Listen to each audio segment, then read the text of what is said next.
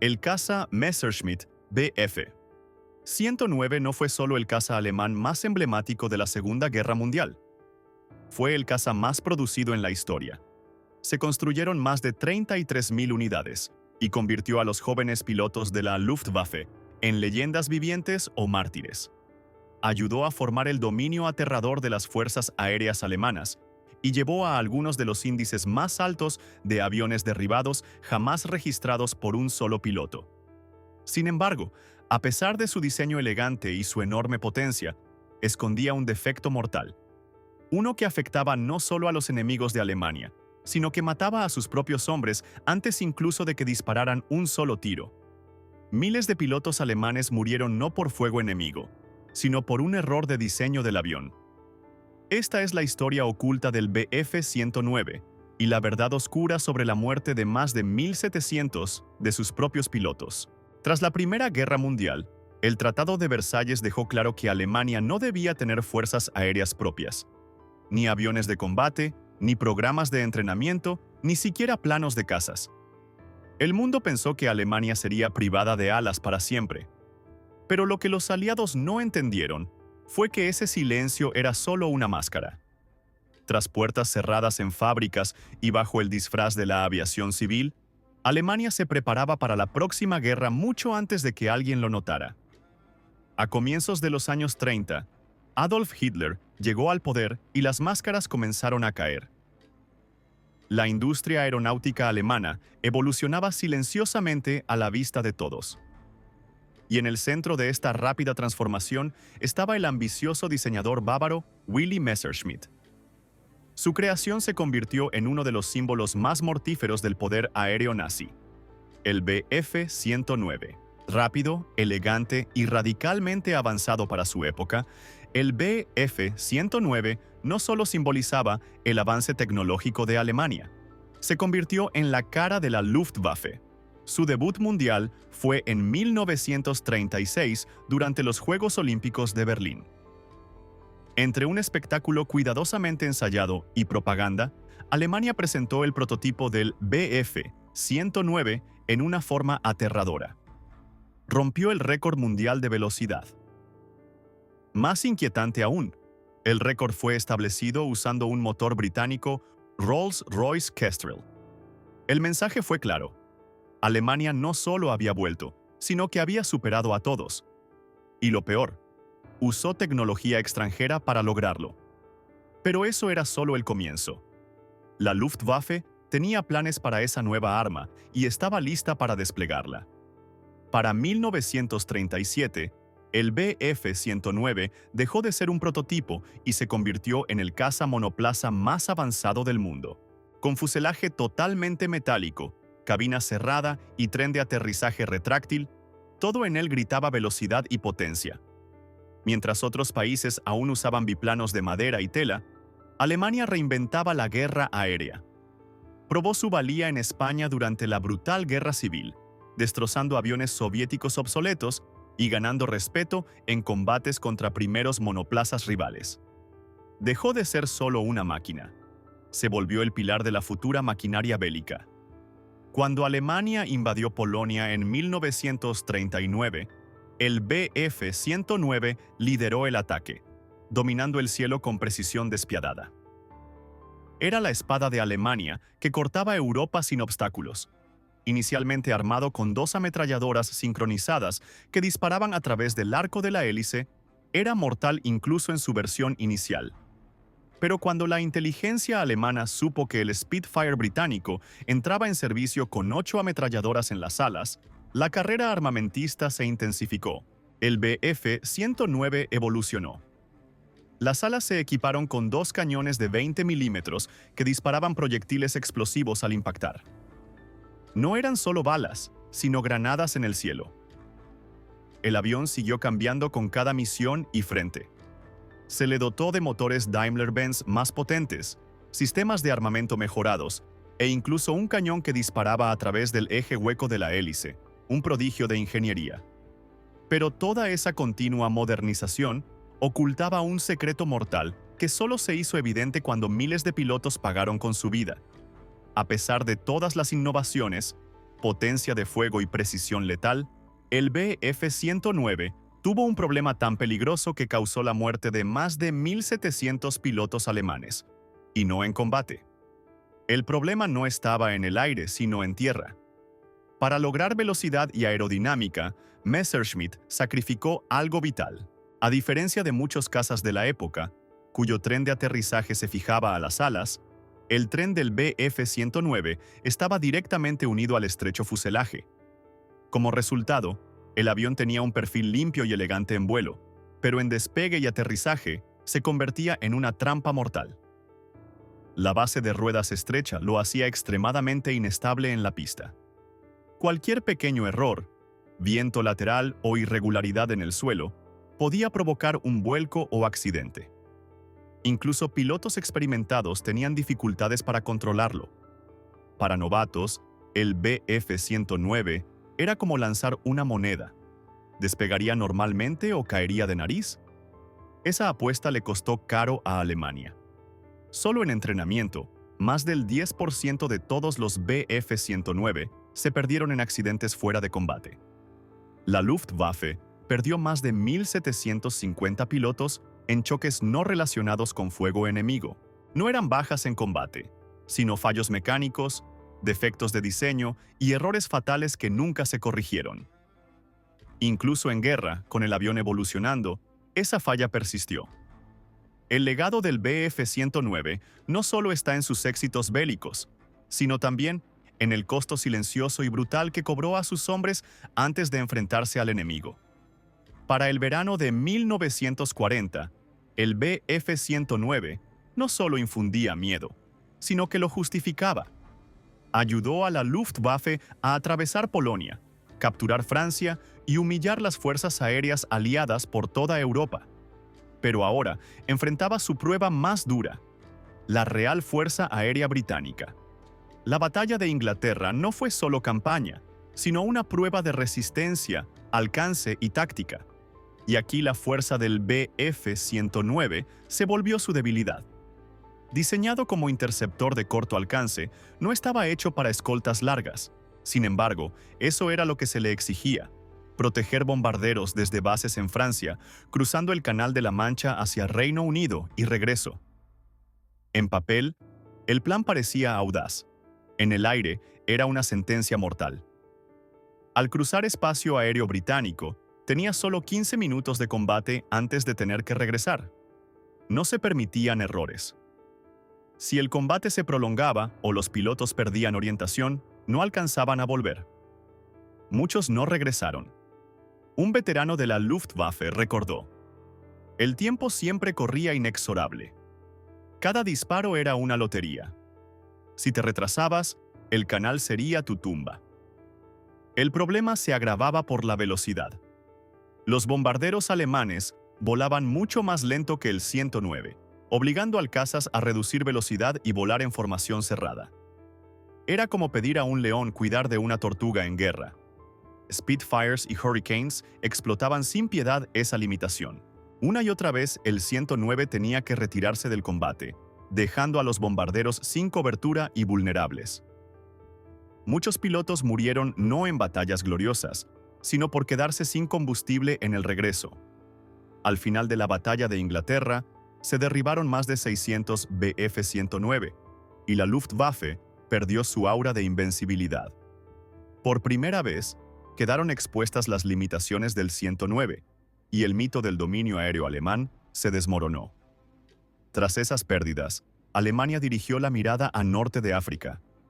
Esta campaña puso a prueba el Bf-109 en condiciones extremas. El desierto no era solo caluroso, era implacable. La arena se metía en todo. Los motores se ahogaban, filtros se obstruían, la hidráulica fallaba, y el 109, diseñado para cielos europeos, no estaba listo para el Sahara.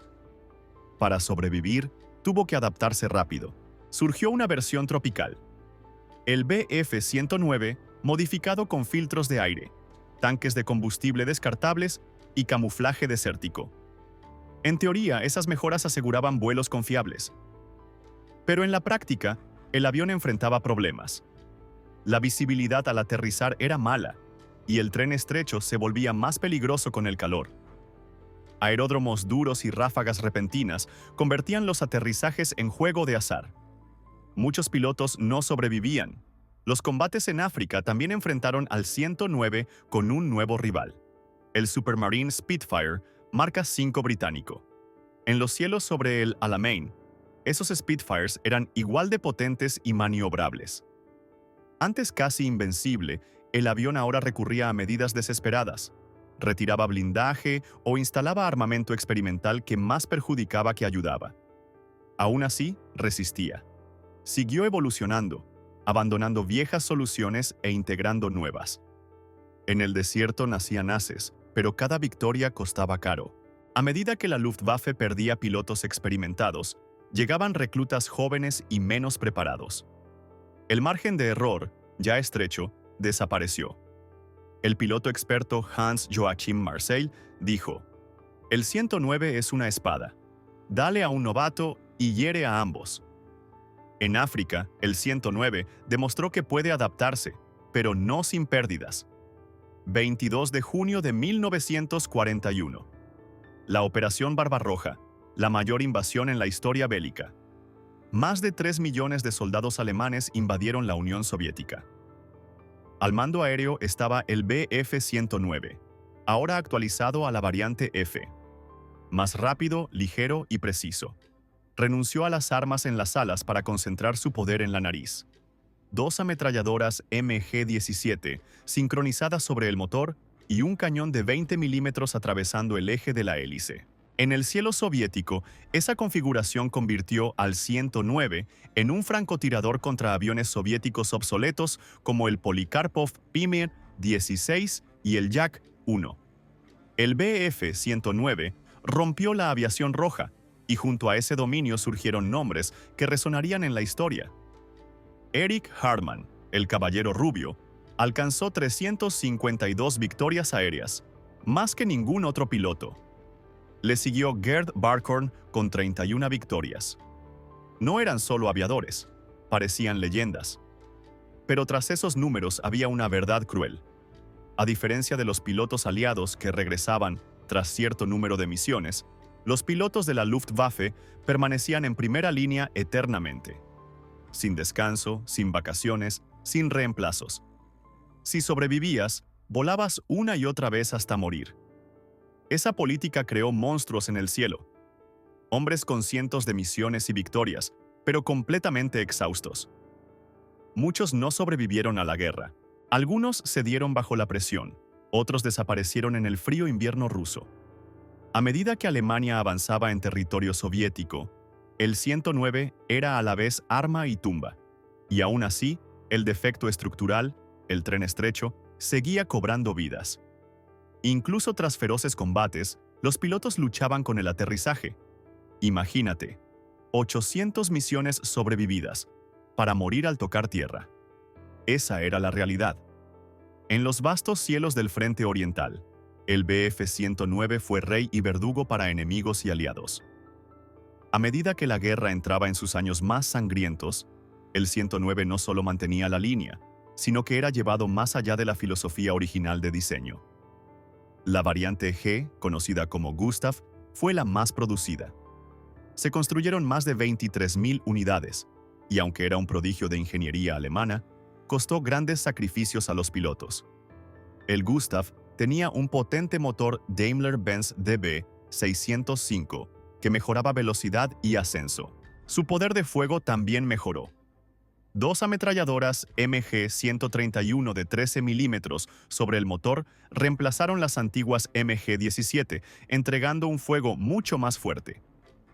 Conservó el cañón motor a través del eje de la hélice, que en algunas versiones aumentó a un monstruoso MK-108 de 30 milímetros, capaz de destruir bombarderos aliados con un solo impacto.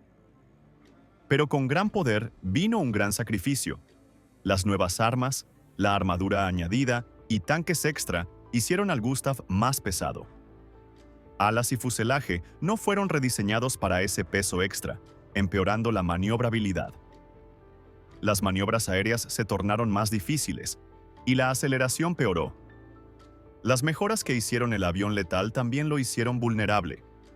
Para mayor versatilidad, algunos Gustav llevaban contenedores con cañones de 20 milímetros bajo las alas.